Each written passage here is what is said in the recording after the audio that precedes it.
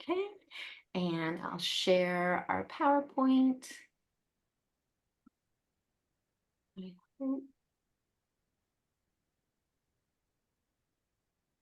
Okay. All right, welcome. Good morning, everyone. Thank you so much for joining us today. Just know this is about you getting a leg up on our next application process. We really couldn't do this without all of you.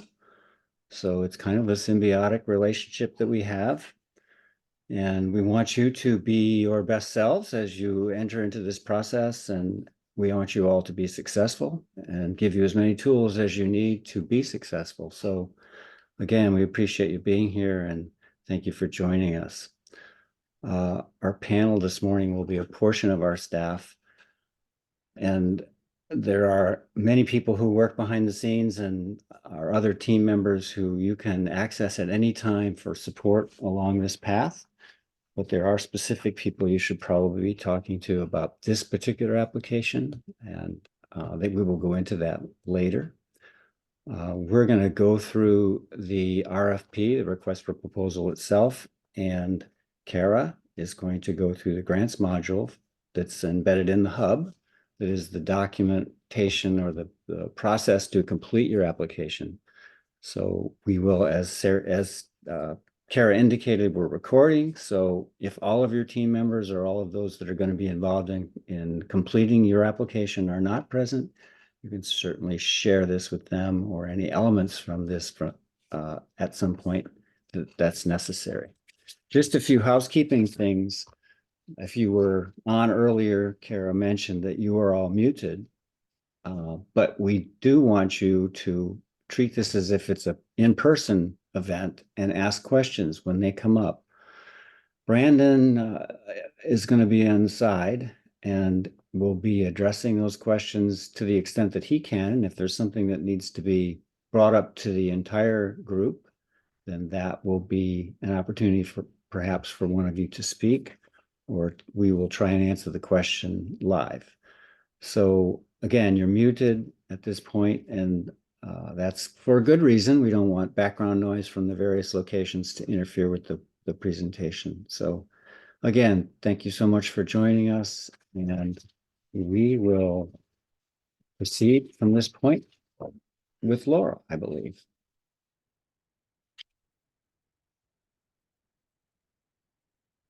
Okay. Actually, it's for me. So just to back up a little bit, we have, oh, pardon.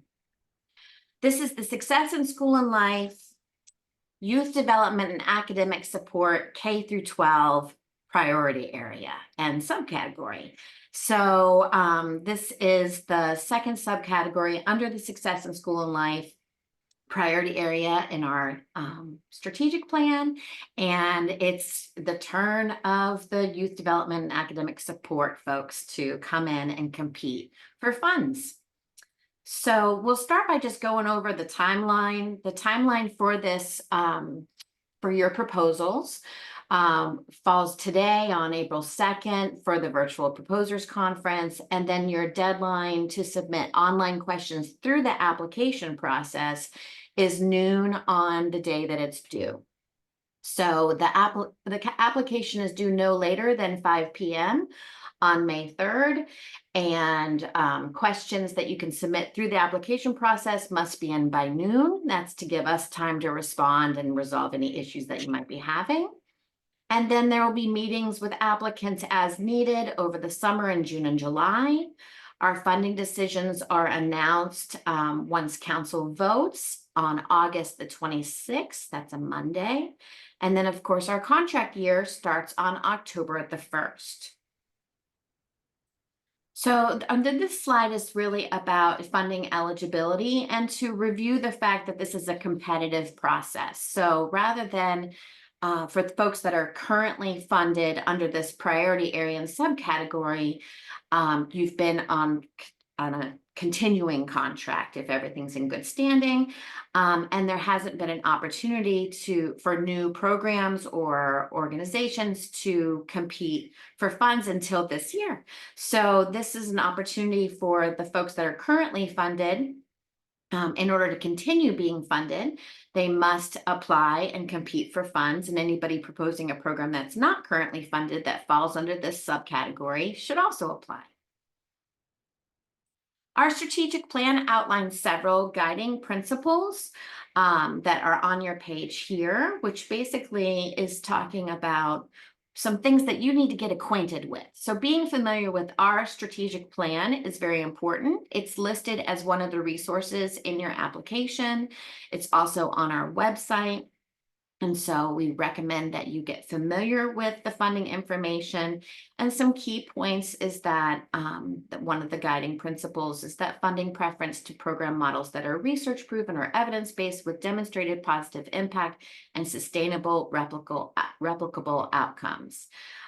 We also are informed by current qualitative and quantitative data that indicates essential areas for positively impacting children's well-being. And you'll find lots and lots of other information in the strategic plan that I recommend that you get familiar with. As it relates to funding requirements, you should also get acquainted with our program and funding policies, and know that very recently in the March meeting for our council, some changes were implemented that will go into effect on October 1st. So you want to make sure that you're looking at the most recent version, which is listed as a resource in your application.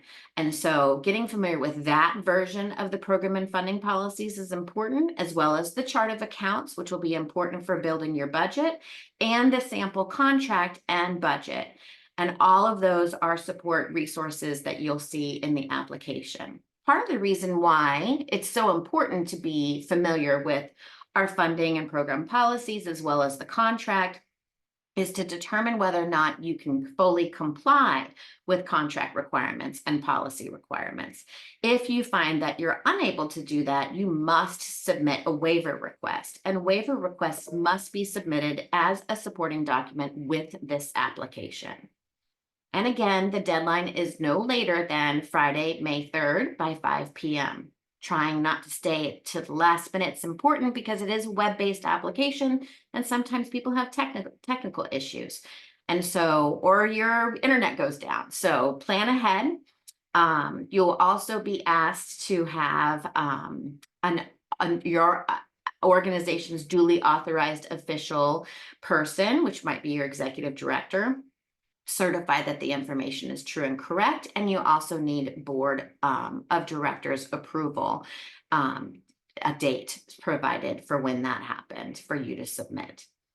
And then just remember that once you submit, you can't modify the application or upload any new documents. So one of the things that I wanted to make sure to cover with everyone today is that there are some cross-cutting strategies that we typically weave within our RFPs, our requests for proposals. And in this case, there are 4. And those include social emotional development, trauma-informed, trauma-responsive culture, support for participants with unique learning needs, and youth voice. And all 4 of those things are brought in as cross-cutting strategies that I want everyone to take note of, because so for example, for some of the programs that are currently funded under this RFP that are providing out-of-school time care, there's been a requirement that everyone have a social emotional learning curriculum that they're using, which is great and lovely.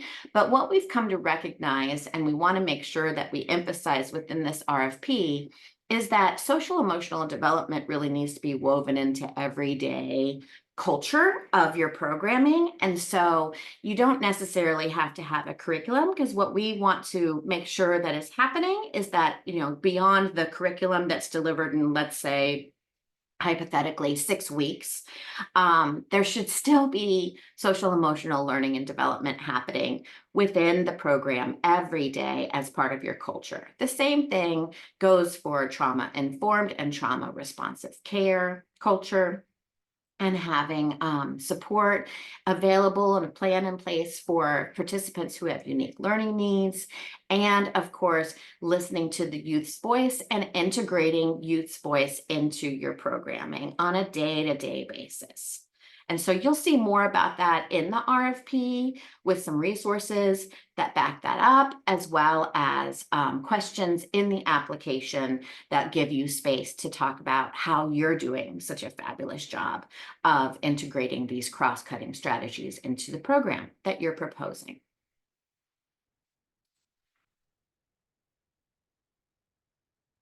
So from here, Laura's on. As Kara mentioned, this is the Success in School and Life Youth Development Academic Support Priority Area. But what we've broken this down into is we're looking for proposals under these two subcategories. One is high quality OST or out of school time programming for school-aged youth, and youth mentorship and support of opportunity pathways. Now, we recognize that many of your programs may fit both of these subcategories. We look at it as sort of a Venn diagram. So if your program that you're proposing actually addresses both of these subcategories, we really only need one application if it's the same population being served. But if you are proposing one or more programs that address different populations within these subcategories, then we would really look for two separate applications. And as I go through some of the minimum standards, you'll be able to see how your programs may fit. Some of our OST programs that are currently funded under this priority area, we recognize that some of the work they do with the elementary school age versus middle school and high school really would support both of these different subcategories. Again, some of what you see here in today's slideshow is lifted right out of the RFP. So we're just going through the highlights, but we really want to make sure that in addition to these slides that you really read through, because there's a lot of information in the RFP, but we really wanted to point out that what we're looking for, regardless of what subcategory you apply for, we do have some minimum standards that we are looking for that would be outlined in your proposal. One is we're really looking for programs that support development of essential soft skills for youth that help them transition towards adulthood. We will be, at times, we may determine that there's some professional development or learning opportunities that we would want your program to participate in. So all participants would be required to meet those learning opportunities. Again, the next 4 bullet points are really what Kara just covered under the cross-cutting strategies, that we're looking for programs that support all participants' unique learning needs, that respond to a trauma-informed and trauma and responsive culture for both staff and program participants, an environment that supports social emotional learning. Again, it doesn't have to be a specific curriculum that's interwoven into your program, and that youth voice is constantly and continuously listened to. We want the youth, we want to hear from them. We went out on a lot of listening sessions prior to the development of this RFP, and it really helped guide us on what the gaps are for this population. We also always are looking for ways that your program addresses family engagement. We want strategies that promote consistent, sufficient attendance, and here's a link that attached that would help define that further. And then we always want programs to look at their data and use that data to improve, and as well as the voice of the participants to improve program practices on an ongoing basis.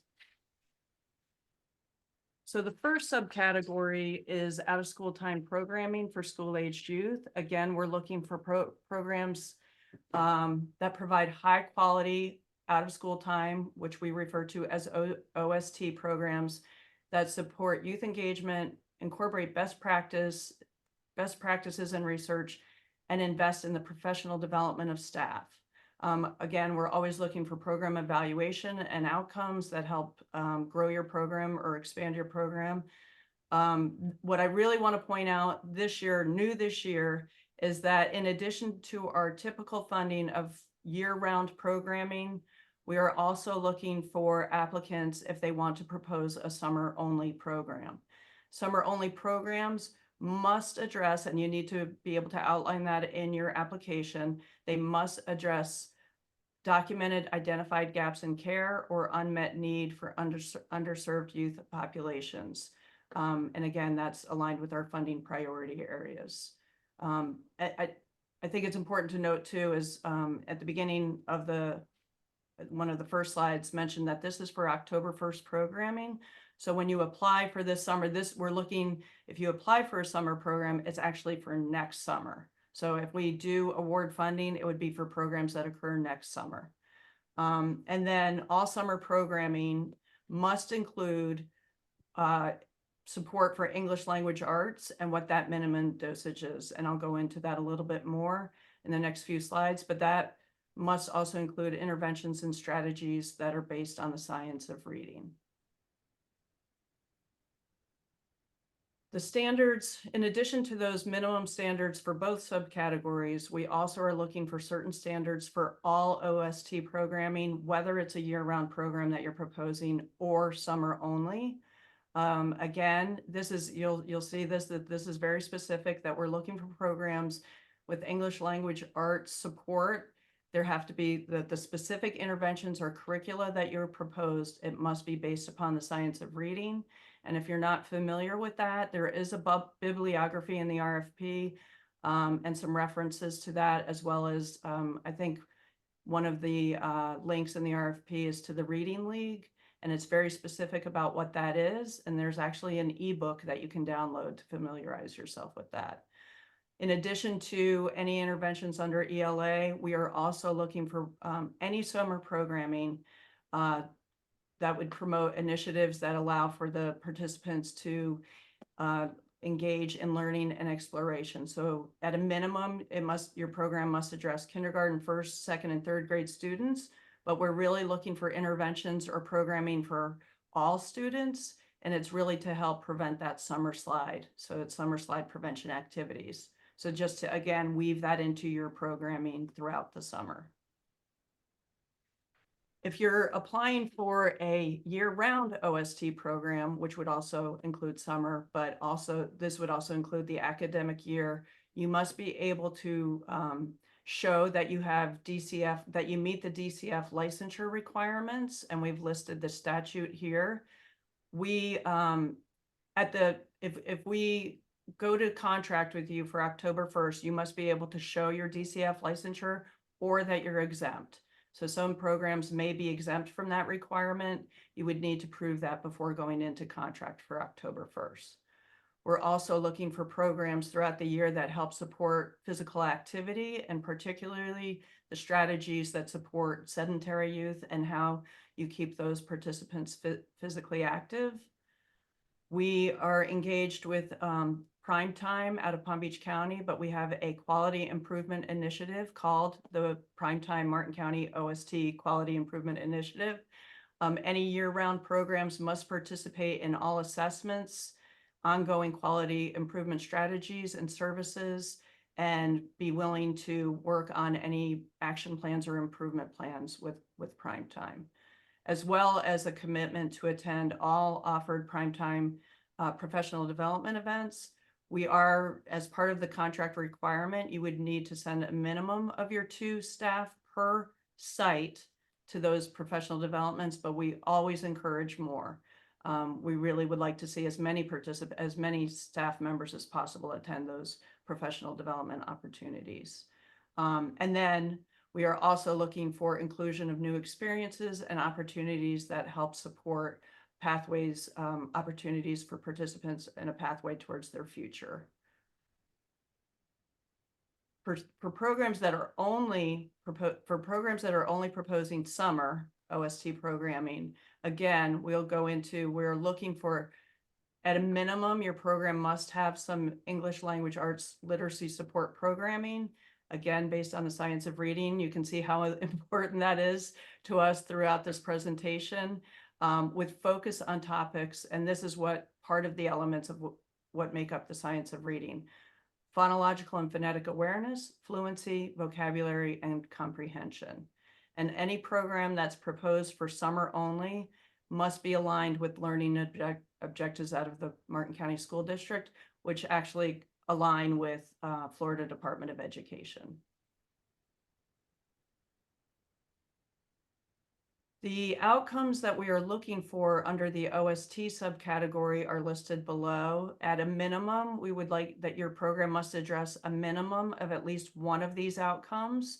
It can obviously support more than this, and there may be additional outcomes that your program provides that aren't listed here, and be sure to include those in your application.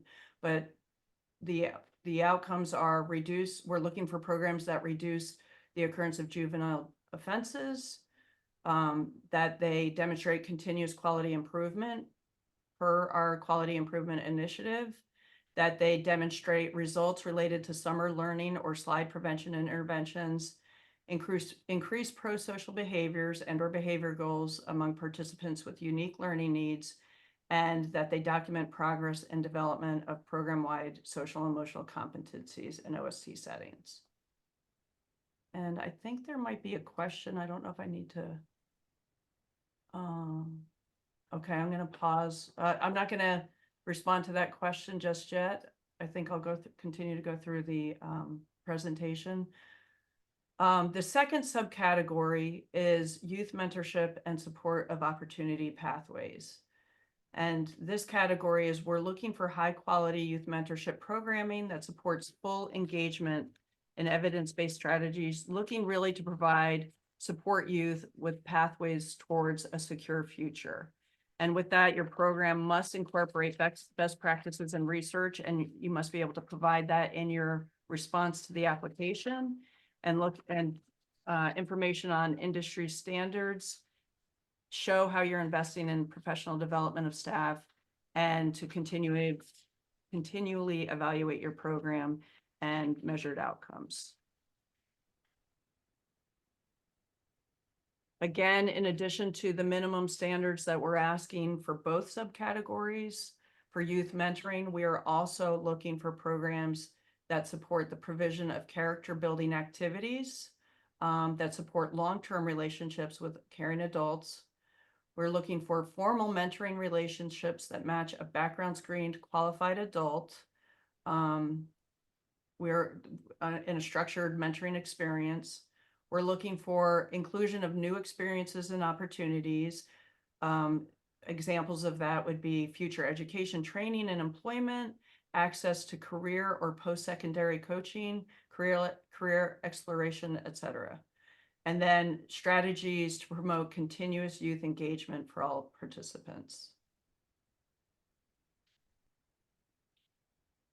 Again, at a minimum, we are looking for at least one of the following outcomes. Your program may provide many, and please list any additional outcomes that your program provides, but we are looking for, under the youth mentoring outcomes, reduced occurrence of juvenile offenses, reduced school truancy rates or increased school attendance, reduced incidence of victimization, substance abuse, or other high-risk behaviors, content-specific interventions, specifically around English language arts and literacy skills, increased rates of high school graduation, and documented progress for youth that actually shows an individualized post-secondary opportunity pathway. And now I'm going to turn it over to Chanda.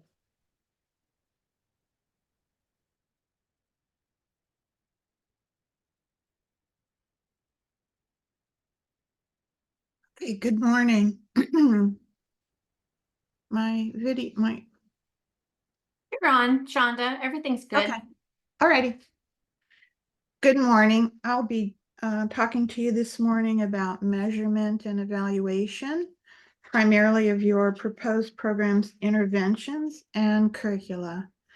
As you can see here in the application, there'll be a narrative entry where you'll be asked to align with our kind of a method of categorizing your interventions or curricula.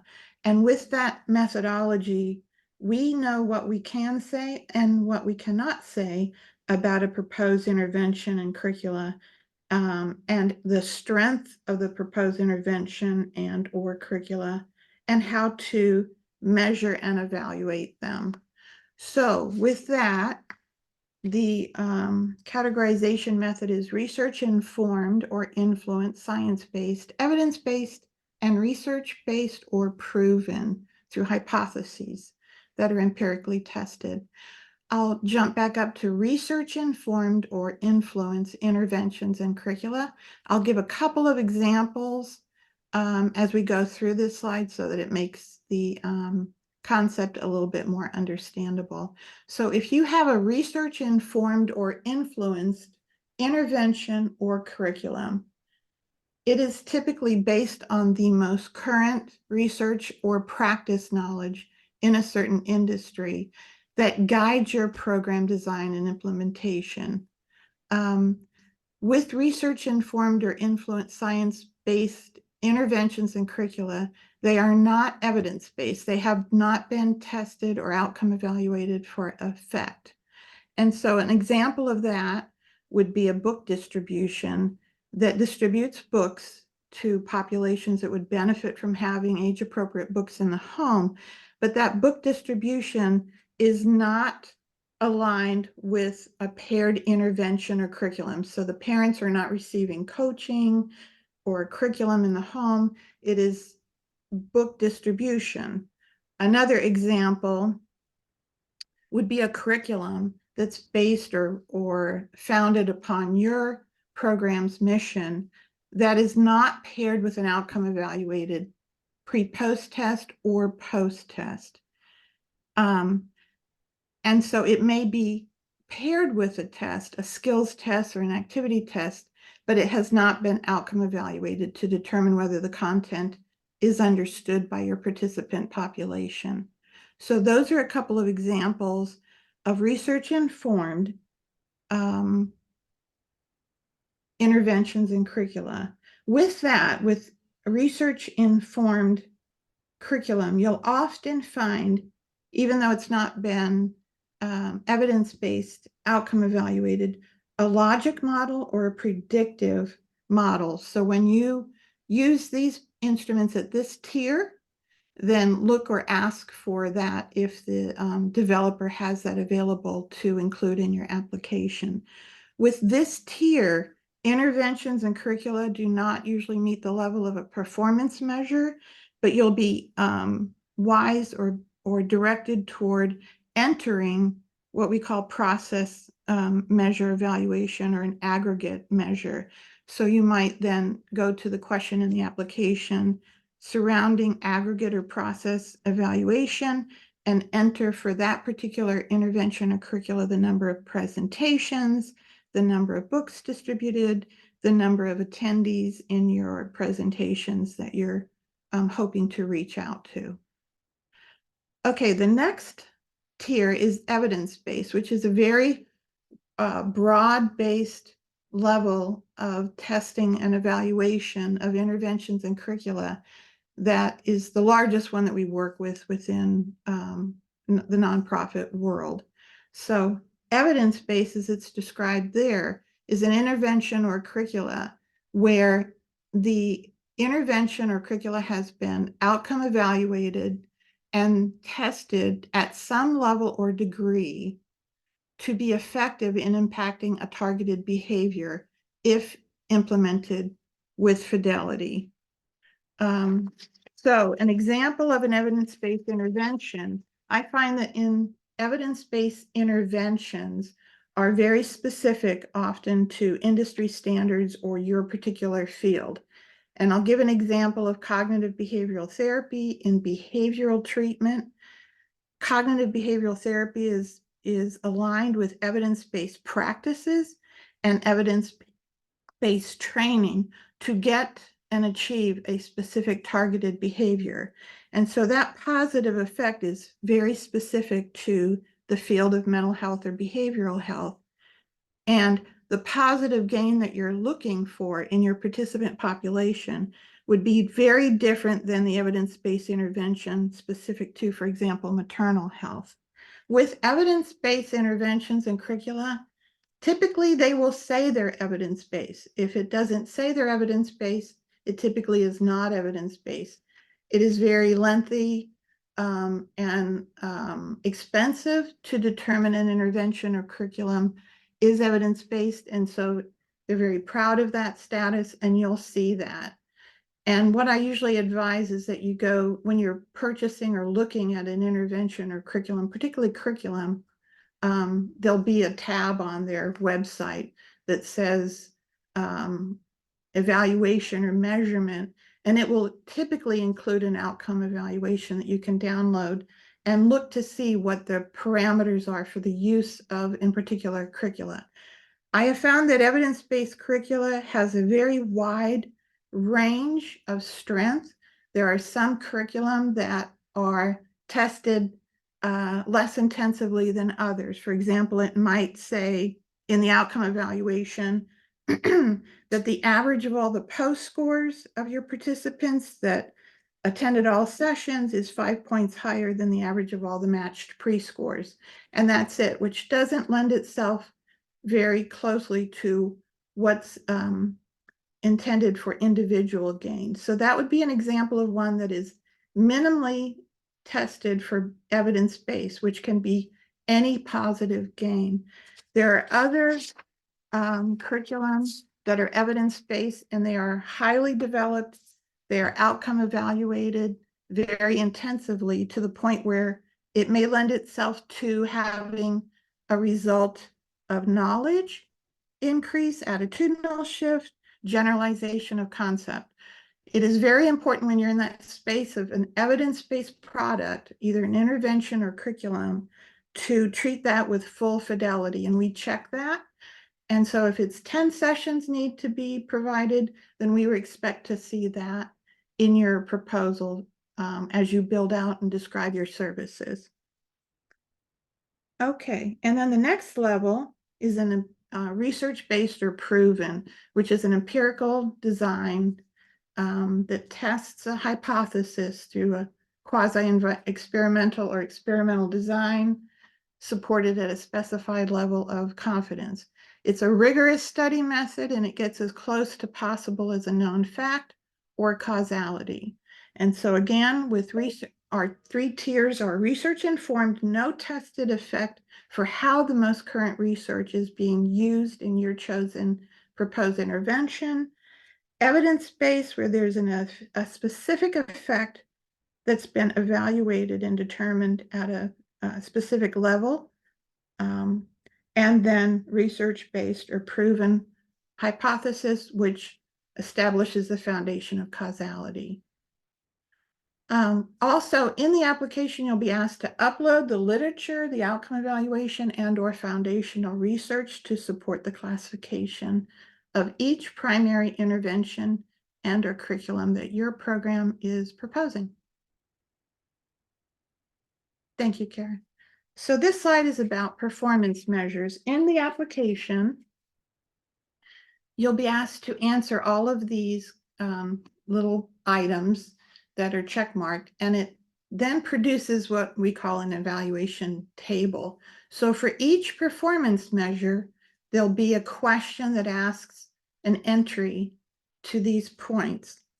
And when you reach the performance measure, these would typically be those curriculum and interventions that are evidence-based or higher. As I mentioned, if it's research informed and influence, it would be entered a different way through a narrative.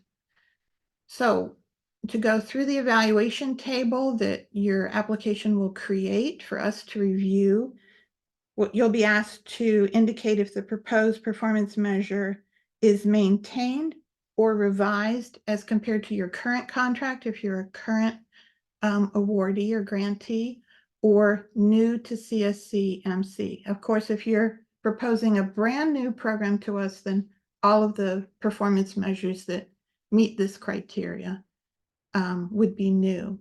You're asked to indicate the primary goal of your intervention or curriculum, the projected length of participation. For example, if it's 10 sessions, 8 weeks, or the entire academic year, you would fill that in.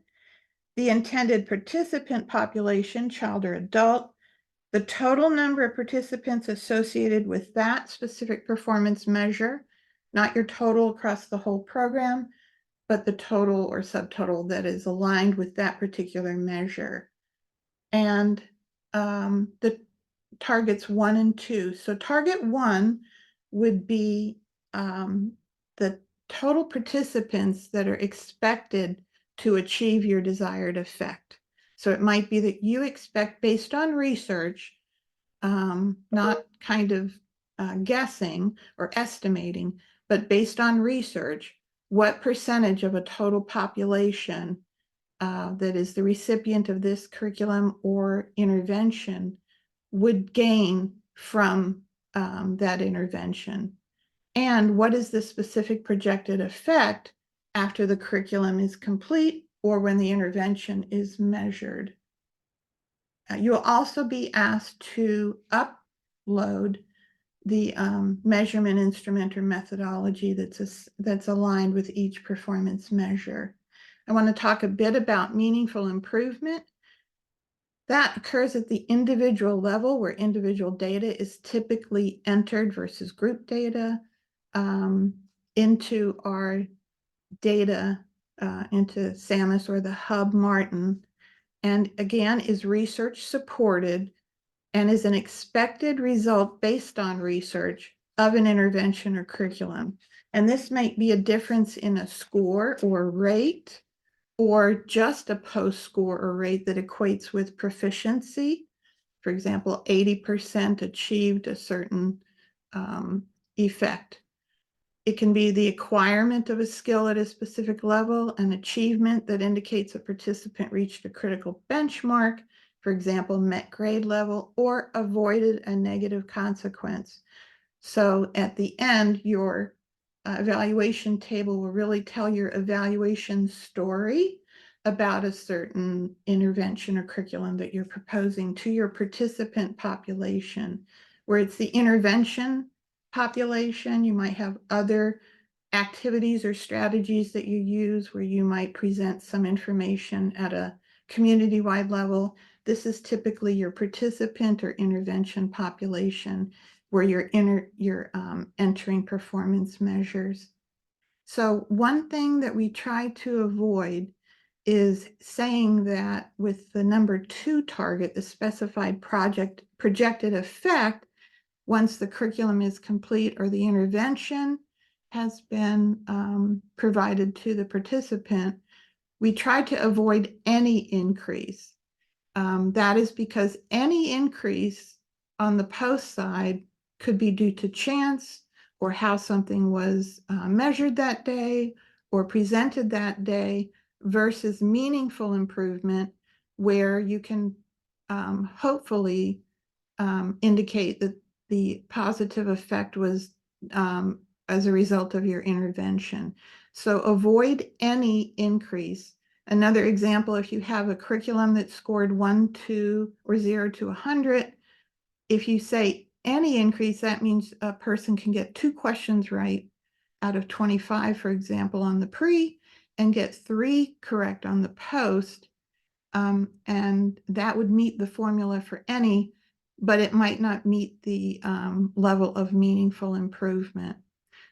We always recommend and really encourage and urge that you reach out to the authors, the ones that produce the interventions or the research surrounding an intervention, the developers of a curriculum, to talk to them about the use of their product so that you can best determine what meaningful improvement would be. Okay, next slide. Okay, measurement tools and methodology. You'll have in your application a narrative question where we want you to, for any measurement tool or methodology that you uploaded into your NICE evaluation table as the way that you're going to measure an effect or of an intervention or curriculum, and indicate what kind of measurement instrument or methodology is to be used. There are many more than these, but this is pulled from the actual application. It could be a validated instrument, a standardized or normed assessment, a post proficiency or pre-post test or measure. That might be something that you have located or is aligned with your curriculum. A measure or indicator of progress supported by industry standards. I gave an example of that on the first slide. Or a test or survey developed by the applicant organization. And that we usually refer to as a homegrown instrument. We are inclined to not be fond of homegrown instruments because it is a skill set to develop questions and vet them and make sure that those questions, you know, have validity and reliability, et cetera. But it's in there because sometimes applications include them. So in addition to indicating what type of instrument or methodology you will be using for each proposed performance measure, we're asking that you give a brief description of each measurement instrument, including its intended target population, what it was developed to measure, its recommended test administration protocol, scoring methodology, and what is the expected effect and what indicator would be changed. You can also at that point upload any literature, evaluation, or foundational research related to that specific measurement instrument. Hints and tips on this is to use your intended measurement tools exactly as developed.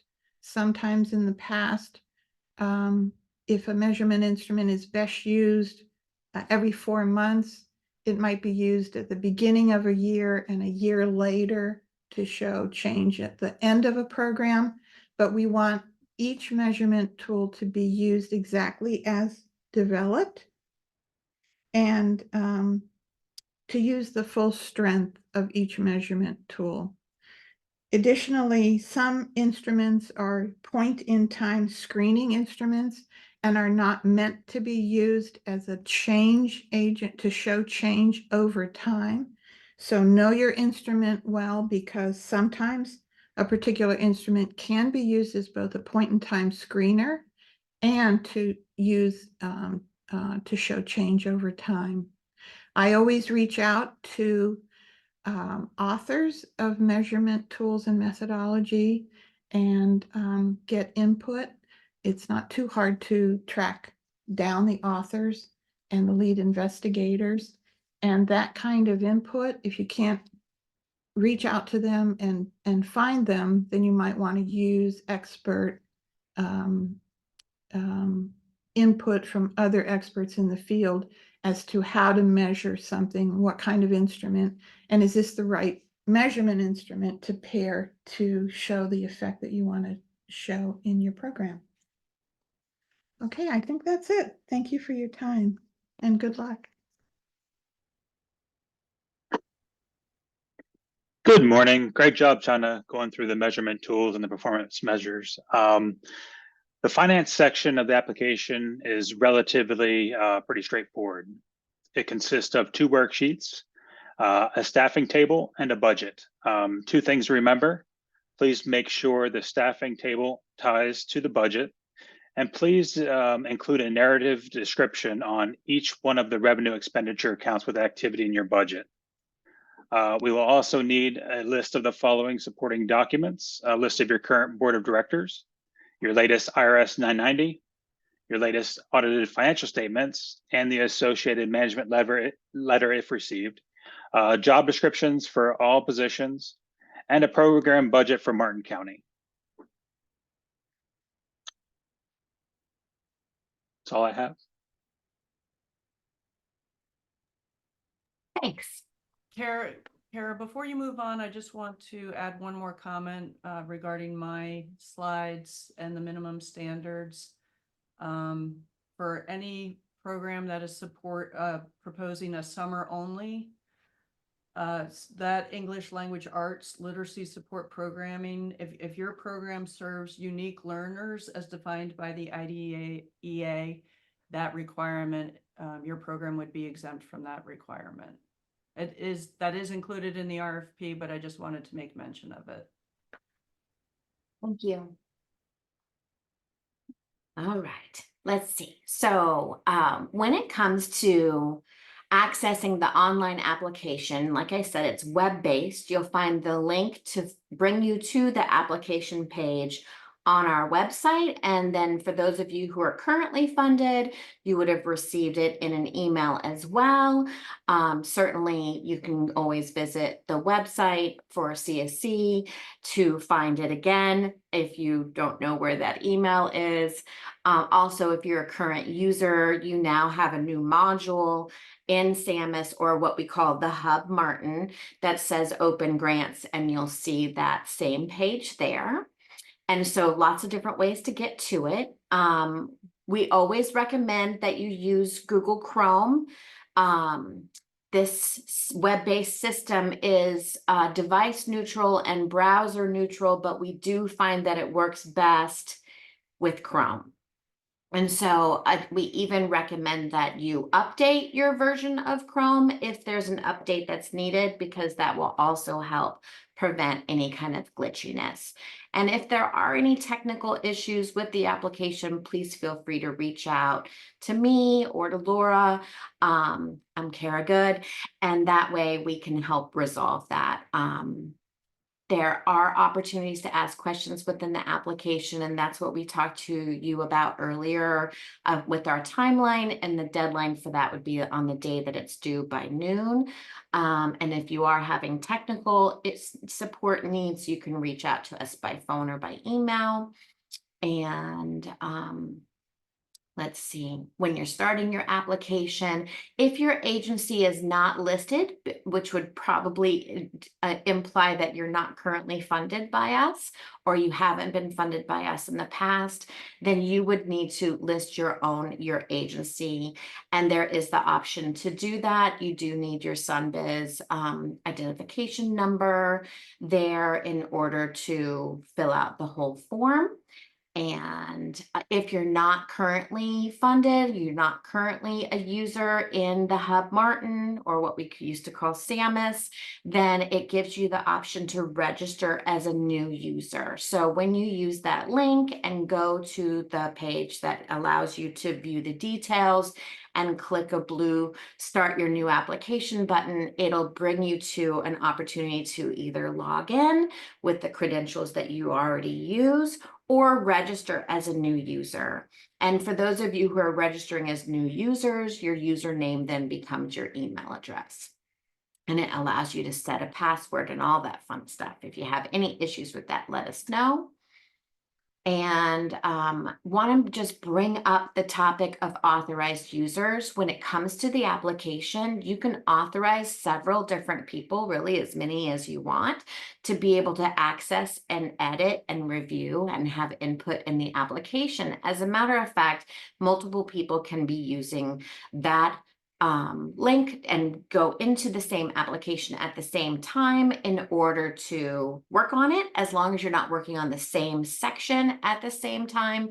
That's kind of important so that you don't end up accidentally not saving someone's work. So making sure that you're not in the same section. There's even an indicator that says so-and-so's on the same page, and you'll know to navigate to a different section. But this allows, for example, your fiscal folks and your program folks and your grant writer and whoever else might be a part of that, the opportunity to work through all of those things. So the other thing to remember is if you're contracting, for example, with a grant writer, to make sure that you have permanent staff as authorized users so that you'll always have access to refer back to your application. Even after it's been submitted, it will live in the web-based world of the Hub Martin. And so making sure that you have permanent staff as an authorized user would be important, so that not only can you access and review the application before it's submitted, but also once it's submitted. And then there's some pre-application questions that are asked. That's just a heads up that there's some things that you'll need to know that we want to screen for in those situations. And I'm going to go through and talk through some of the technical issues of the application here in a moment, but before I do, I just want to go over some kind of summarizing hints and tips around the application and this particular RFP is to just make sure that everyone gets acquainted with the request for proposal and the data that has been provided to you. Lots of links to look at and a beautiful bibliography that's divided by subject that you should make sure to visit. Also, please don't assume that the people who are reviewing your application know your program. So even if you've been in the community for a long time doing the work, or you've been funded by us for a long time doing the work, know that CSC members of staff and council are not the only people who look at the application process. We have community advisory panels that are involved where we have folks that may not even be local who would want to know more about your program. So describe your program in a way that for someone who's very unfamiliar with your program would need to know those details. And then some other advice would be do not copy and paste from your previous applications, because we assume that if you applied 5 years ago, that there's going to be changes. And we all know that there have been evolutions that have happened and changes and capacity changes and all those good things. So make sure that you are looking at this with fresh eyes and assuming that fresh eyes are looking at your program. Also, making sure not to reference measures that were proposed the last time, if you are a currently funded organization, that you're not looking at measures from your last application, but instead moving from where you're at currently contracted measures as they relate to performance measures, that you're looking at those instead of old measures that were presented as proposed previously. And the reason is because, as you know, we go through a long process of negotiating and discussing and coming up with what is the best performance measurement for your programs. And so with that, remembering that often what you proposed and what ended up being contracted might look different. Also remembering to get familiar with that program and funding policy, as well as our contract, to determine whether or not you need to submit a waiver request with the application. It would not be possible for you to submit it afterwards. And then I already mentioned assigning a lead staff to oversee all RFP sections. And so not only just to have access to the application, but also so that there's one person who's really pulling it all together. When there's several different voices in an application, what we've learned is that sometimes it feels a little disjointed. So our advice is to make sure that there's at least one person who's looking at the document in its entirety in the application before you submit.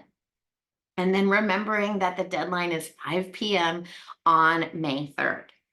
So just bear with me while I stop sharing for a moment so I can pull up an application for you to look at. And if there were any things that needed to be discussed from questions, this would be a great time to do it. I'm not sure if there were any questions. We have been answering questions as they've come in. I'm not sure if our response fully answered the questions. I think there is a question right now with regards to the IRS and a 990. Zach, I'm not sure if you see that question, if you could respond. I can do that.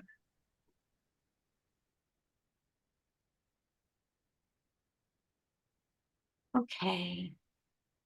I will share again.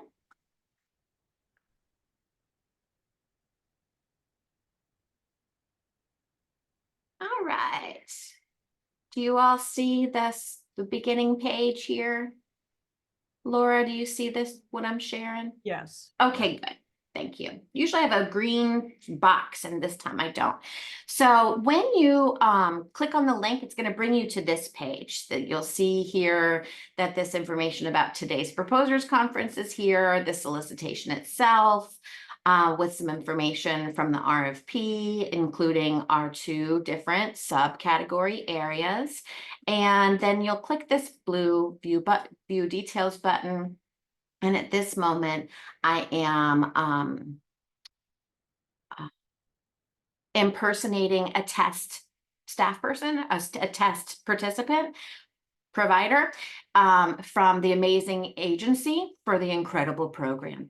And so I went ahead and started an application so that you can see what it looks like once you've started an application. It brings you to this page that looks a little bit intimidating at first, but just remember that the best thing to remember is that you're going to click the modify button to get back into the application so you can see all of these questions.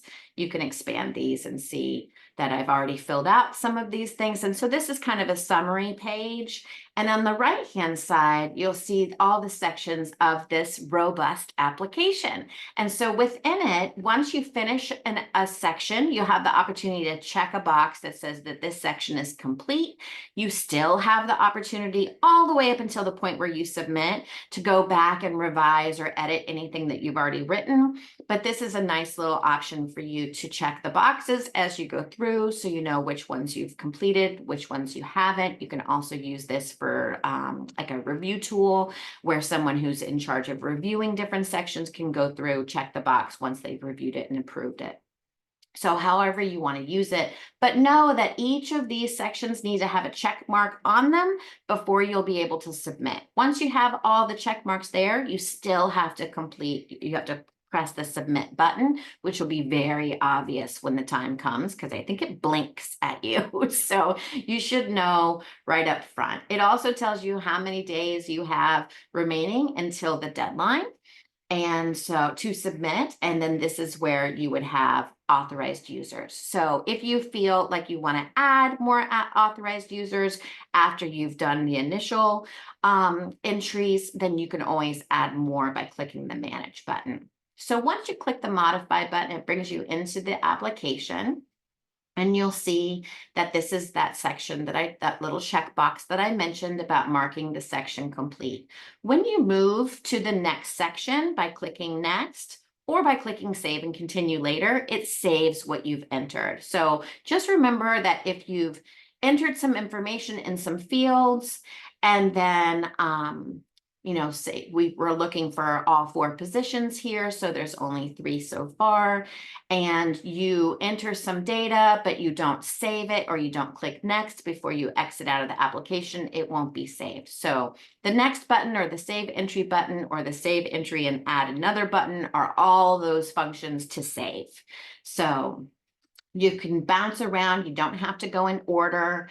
I will bring your attention to the program summary section, which asks for, if you are currently funded, to put in the currently funded amount that you're being allocated, as well as what you're asking for with this application.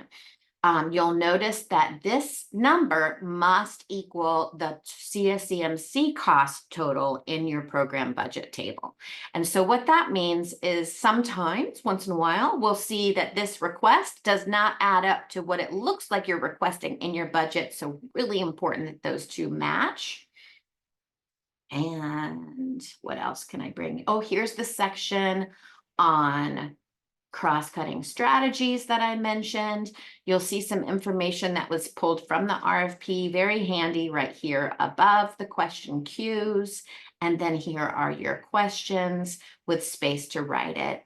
Now, you notice all of this formatting options. This is different than a lot of grant applications that I've seen in the past. It actually lets you do some formatting. You can change fonts, you can bold, you can italicize, you can use bullets, which is kind of nice. So just knowing that that's an option for you. There's also some grammar and some spell check options that come through while you're typing. So pay attention because it's a nice tool. So you shouldn't have any grammar issues or spelling problems because you're utilizing that tool. As you move forward in the application, you'll see this section here gives you the option to talk through those aggregate or process measures that Chanda mentioned in the earlier slides.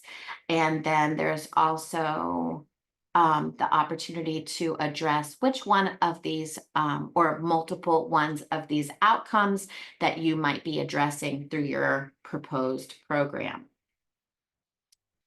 additionally, oops, I'm sorry, I need to click that modify button to get back in. With the measurements, you'll see what she was referencing as it relates to each of your performance measures are linked back to an activity that's being provided as a part of your program. The status section is an open text box, but what we're looking for here is whether or not the performance measure is new to you, new to us. If it is currently being utilized but implemented as a performance measure in your current contract, but it's been revised, or if it's just the same measure that you've had in the past. And so that is one thing I wanted to make sure to bring up to you. You'll notice anytime there's an asterisk next to a field, that means it's mandatory. So if you fill out everything except for the admin points, then when you click save entry, it will not allow you to save because it'll show you that you have one field that has not been answered yet. So making sure that that's always filled out. Anytime there's a little I bubble there, it's a hint that should give you more information about that particular field. So make sure you're utilizing that. And I'll go skip down to the funding section, which is really asking for information about who else is funding the program. As you probably know, CSE doesn't want to be your only funder, your sole funder. So looking for who else is funding the program. If you have a program that has commitment from other sources of funding besides CSE for the upcoming grant cycle, please upload proof of their commitment. And then certainly if you have any funding requests that are based on a match requirement. For example, if you're receiving federal or state funds that have a requirement for local match, you'll want to make sure to upload proof of that match funding as well. And then our staffing table, for example, there is some information. You're going to list all staff separately, even if you don't have names associated with them. And making sure that your totals from this then get turned into your budget table so that your staffing table totals are represented when you're going in and putting in your numbers for salary and wages. So you'll want to make sure that that's included as well. Again, there's lots of little hints here. And lastly, there is something that we haven't had in the past, but want to make sure to bring your attention to. Zach already mentioned a lot of the supporting documents that are required. All of these have asterisks. We're looking for all job descriptions for the proposed program, whether you're proposing CSE dollars touch those positions or not. If they are supporting the program, we want to see the job descriptions for all, as well as an organizational chart. So please making sure that you have an updated organizational chart with the proposed positions included in that chart. If the proposed positions were to be funded, we'd want to know where they would align with your current structure. So again, once all of these red X's turn into green check marks, yay, then you'll get to the submit button and be able to submit the whole application. Once you do that, there's no turning back. So be sure you're ready to submit once you submit, and know that you won't be able to modify the application after it's been submitted, and you won't be able to do anything if you've come past the deadline time. One other thing I want to bring your attention to really quickly is, stand by. And I'll bring you back to the page that shows your resources. The resources that are here for you are those ones that we referenced earlier in the hour with regards to the actual RFP document is here. It's also on our website. We have our strategic plan here, also on our website, but what you won't find on the website is the newly revised going into effect program and funding policies in October, which is what this applies to. So making sure you're looking here at the program and funding policies because there were some changes, as well as making sure that you're familiar with the chart of accounts so you know where different costs need to go in your proposed budget, as well as the sample contract, making sure that you're able to comply with all the contractual obligations of our contract, as well as our program and funding policies to determine whether or not you need to submit a waiver with this application. So hopefully that was, is there anything else that I missed, Laura, that you want me to discuss? Well, I did want to add that through the program and funding policies, programs or applicants can look at page, I think it's page 4.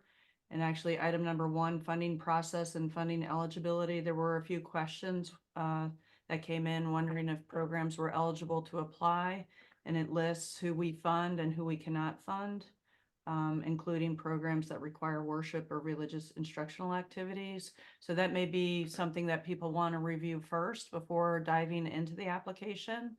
And also a question around target population, which item 1.1F, target population that council just approved is listed there. So I just wanted to point that out, that I do encourage people to read that first, and that if they still have questions, to please go ahead and submit in this module under the Q. What does it say? Ask a question.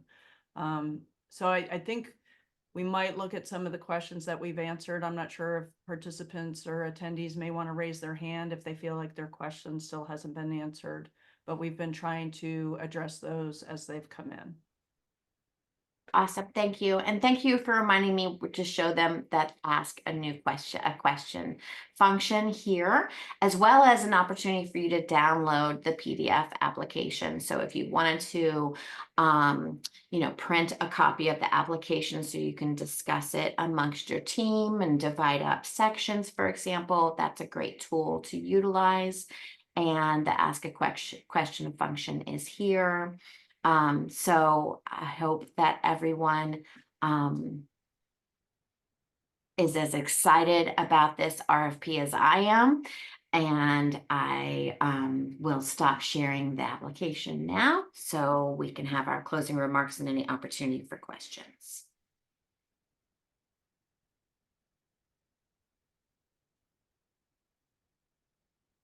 So if there aren't any questions, know that we are recording. I'm going to stop recording now so that we can then take this document and upload it, a link to it on our website. I think it'll be in YouTube. And then you can share that with team members that were not available to sit in on the conference today.